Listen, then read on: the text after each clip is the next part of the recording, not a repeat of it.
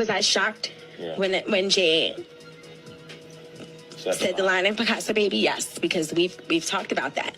We have a history that supersedes music, and we know how this business works. We sit back and we laugh at those rumors. We laugh at that. I think he began to feel the pressure because people were saying my age, the age thing. She was 15, 14. She was 15, 14. And after a while, that gets to a person. The Jay I know, the Sean I know, never comes out of character.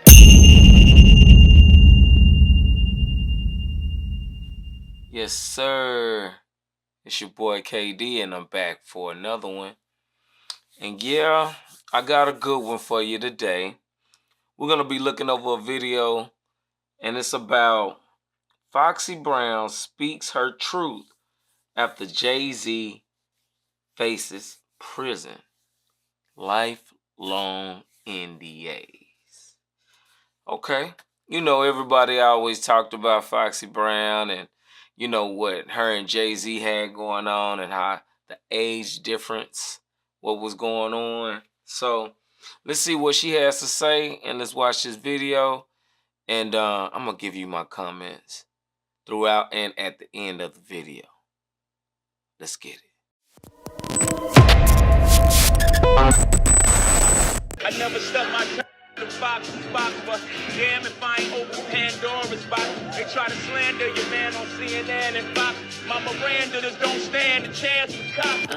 Looks like the ball has already started rolling in Jay's direction. And based on what we have already gathered so far, it's gonna be hitting him hard. Especially when we have someone like Foxy Brown allegedly speaking her truth. Baby, it's over for Jay-Z. It's over! Based on reports behind the scenes, Foxy has been saying that she's finally ready to speak her truth, and it's as messy as you can imagine. So what I realize is most people are hypocritical. They stuck on words. That's why they ignore most people's actions like celebrities. That's why they ignore our actions for so long. When he was child, that's why they ignored Jay-Z's action. When Foxy Brown came out and said he was putting that horse, in the Source magazine. Remember that interview?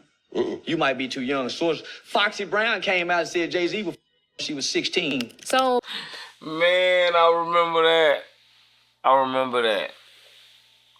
And you know what? Jay-Z was trying to get away from that. Yeah, he had to get away from that. I mean, it's crazy like how we look at these celebrities and stuff and like you kind of ignore certain things that you knew back then because social media is not what it is today, what it used to be. Like when things came out, you had to be hunting for it. You had to really be looking for it. Like you had to go buy magazines and like the internet wasn't like it is now. Like you have to watch the interviews. So a lot of people miss these things. You know, you didn't hear about it and it was kind of going under the radar. But you always heard these little things about, you know, Jay-Z messing with Foxy Brown and how old she was. And man, but I didn't know she was 15, 14. Damn. That's tough. Man, that's tough. Man, that make you look at that whole situation a lot different. I thought she was around 16 something, but man, and then that boy talking about you had that horse. Man, that's crazy. by now, you've probably seen the lawsuit from a Jane Doe who said in her filing against Diddy that both Diddy and Jay-Z took turns forcing themselves on her when she was just 13, while another female celebrity watched. According to the lawsuit, Jane Doe was dropped off at the VMAs at Radio City Music Hall by a friend, and she did not have a ticket, so she approached various limousine drivers to try to gain access to the show or after party. One driver allegedly told her that he worked for Diddy, and he also allegedly told her that she fit what Diddy was looking for. The driver then later picked her up, and after 20 minutes, she was dropped off at a White House with a U-shaped driveway. The girl was then made to sign a document she believed to be a non-disclosure agreement, and she was told that she could not discuss what happened at the party. After that, she was allegedly offered a drink that made her feel woozy, lightheaded, and she felt like she needed to lie down. She said she walked down what appeared to be a hallway containing several rooms off of it, and she entered what appeared to be an empty bedroom so that she could rest. According to the lawsuit, this room contained only a large bed with no furniture of any other kind, television, or other furniture. furnishings. She then said that after Diddy and Jay-Z walked into the room and violated her, she managed to escape, and although there were other guests at the party, no one appeared to take notice of her distress or attempt to help her after what happened. She just ran to the nearest petrol station where she called her father. She also says that she fell into a deep depression, which continues to affect every facet of her life, and she suffers from post-traumatic stress disorder and a seizure disorder caused by stress and trauma. In addition, she said that she has had difficulty maintaining normal relationships and lives largely withdrawn from society. Ciao.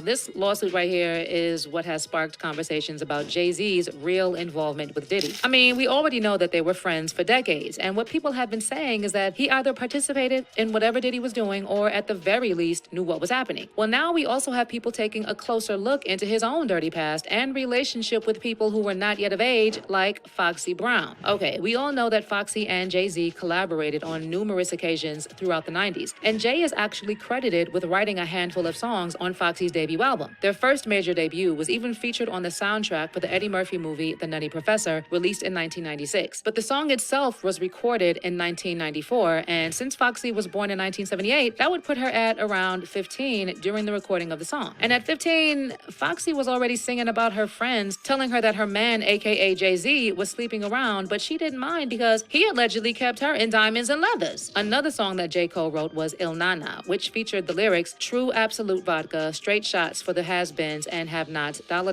bill, and it don't stop. We moving up. First the mansion, then the yacht, sound proper, straight cash, got bloodhounds trying to hunt down the brown fox." Yes, he didn't rap in the song, but those words were written by him. And him talking about hunting down the brown fox, we see what you were doing, Jay. And I won't even get into the details of other songs that were just so graphic and recorded when Foxy was around 15, 16. So other than working together, there were also allegations that Foxy and Jay-Z were an item, which in and of itself was a problem, considering Foxy's age. Like, why would a man pushing 30 be in a relationship with a literal teenager? Exactly. Apparently, Jay had even funded her shopping trips, all while paying for her hair and nail salon visits while she was still in high school. In fact, someone who went to school with Foxy also said he used to pick her up when she went to high school. She went to my school, John Dewey, then BCA, then Westinghouse night classes. He used to pull up to Westinghouse for her. Biggie Depp used to pick her up too, but they were legit 14, 15.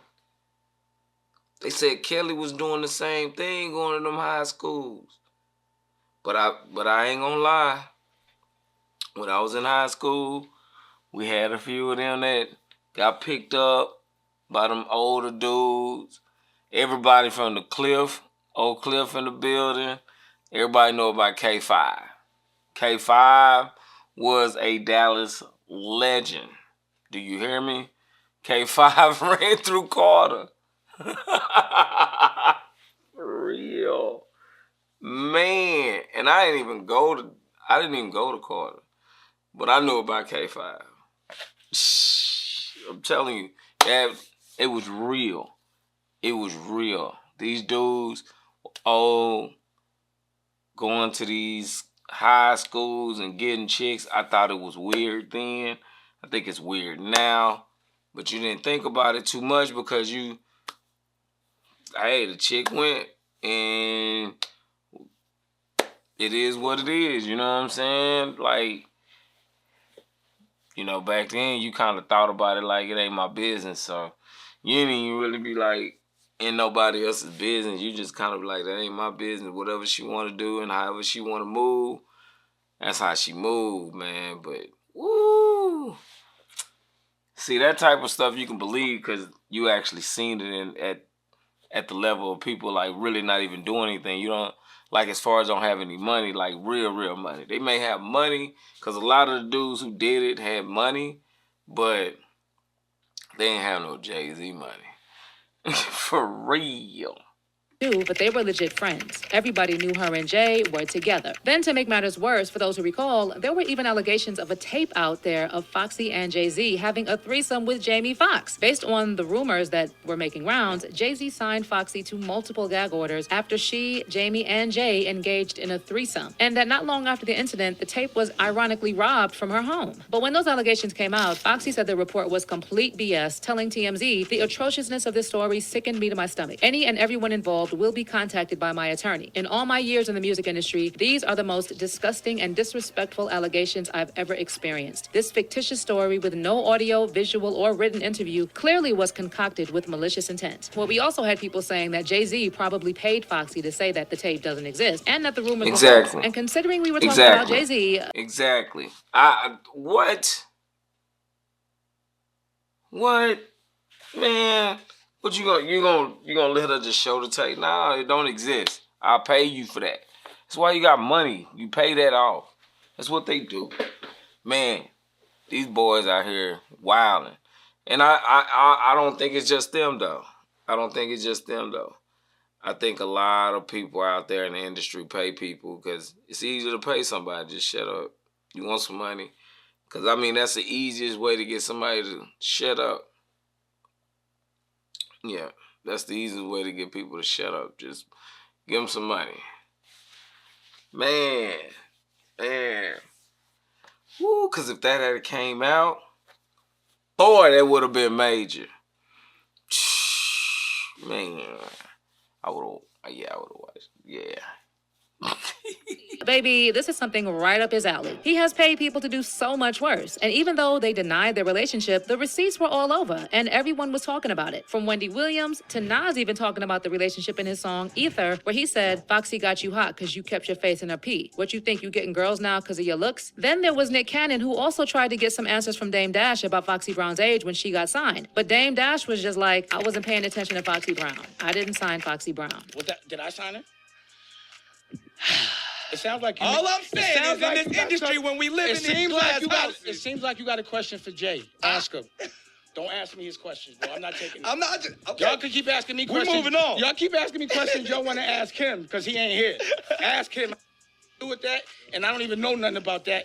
And now I don't even want to remember nothing about that. You don't want to remember. I didn't even think about Foxy Brown. I'm like, why are you asking me about Foxy Brown? You know, it has also been said that once Jay-Z was done with Foxy, he not only dumped her, but he also made sure that she would not succeed in the music industry by using his influence to blacklist her. That would explain why, although she is extremely talented, Foxy's career sort of went down the drain. Reportedly, it was also because of Jay-Z using and dumping her that Foxy became depressed and started acting up and getting in trouble. For reference, when she was 17, Foxy received a 30-day suspended sentence and 80 hours of community service after she spat on 2 hotel workers. There was another incident in 2000 where Foxy crashed her Range Rover while driving in Brooklyn and was subsequently arrested for driving with a suspended license. Again, in 2002, when Foxy was also arrested in Jamaica for an altercation with a policewoman at the airport there, she never even showed up for her court appearance. In a different incident in 2004, Foxy was charged with attacking 2 manicurists in NYC after refusing to pay a $20 bill. Apparently, she refused to plea bargain and was sentenced to 3 years probation and anger management classes. And get this, in 2005, when she went to court for the case, she was handcuffed to the bench after she stuck her tongue out at the judge, but not before she hit the court officer who was fastening the handcuffs. She also refused to apologize until she was threatened with 30 days in jail for contempt. Well, with everything that has come up about Jay-Z, we had people on social media calling on Foxy to comment and clear things up. She actually made a cryptic reference to Diddy's case a few days after Cassie's lawsuit went viral when she took to her Instagram stories to share a screenshot of a text conversation between herself and Daryl Brown, where Daryl was like, "You are thankful. I'm thankful. I'm so glad you didn't get caught up in that Diddy-ish when he tried to sign you. God bless you and baby C." In response, Foxy wrote, "Dead ass though. Diddy gave me miss. For me, it was the best of both worlds. Def Jam and Bad Boy collabo, super checkmate." Okay, it may have looked like she didn't have anything negative to say back then,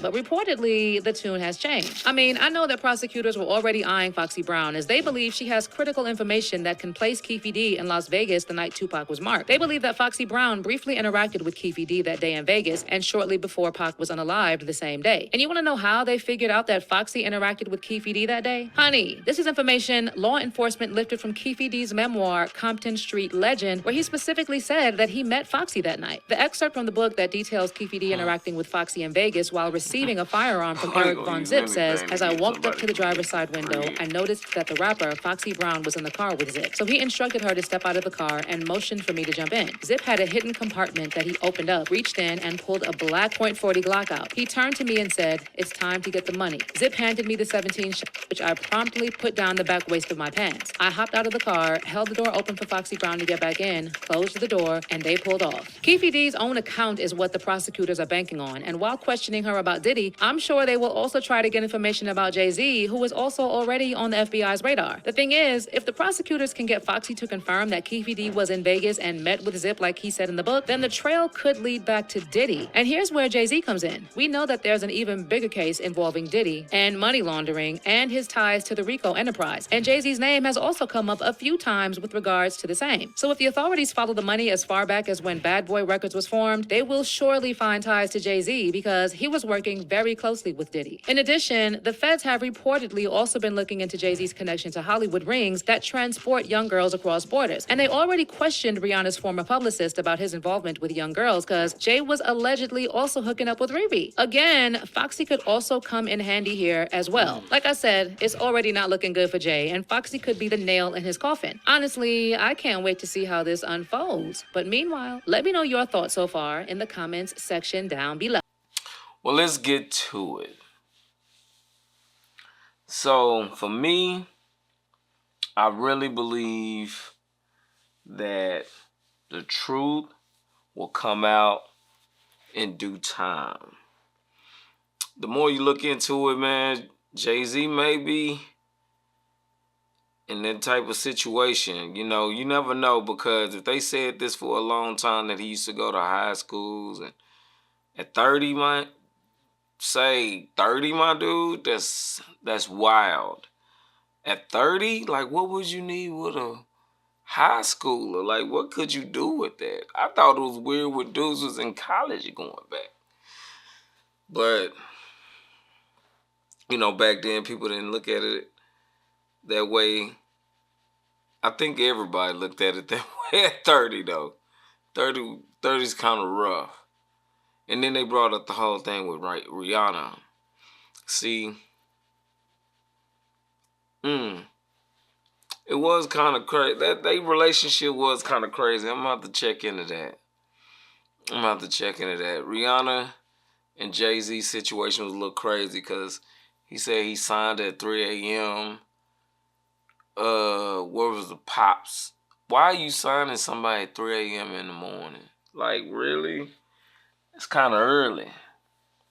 Like, I don't know, but just watching this and they bringing up the Foxy thing and then she talking about it, you could tell when you heard her talk about it, she was kind of hurt about it. Like, her feelings were hurt, like she felt like some type of way that he would talk about her like that in the song.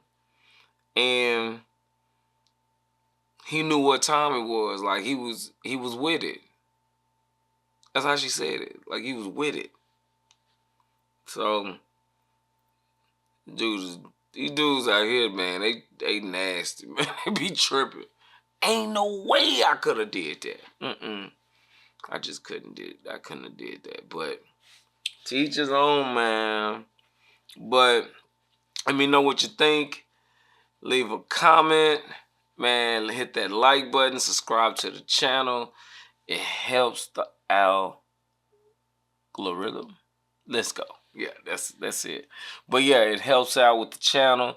It brings more people to the channel so they can see what I'm doing over here. And hey, you know, it's time for me to get up out of here. And you just watched Just My Opinion. Let's go.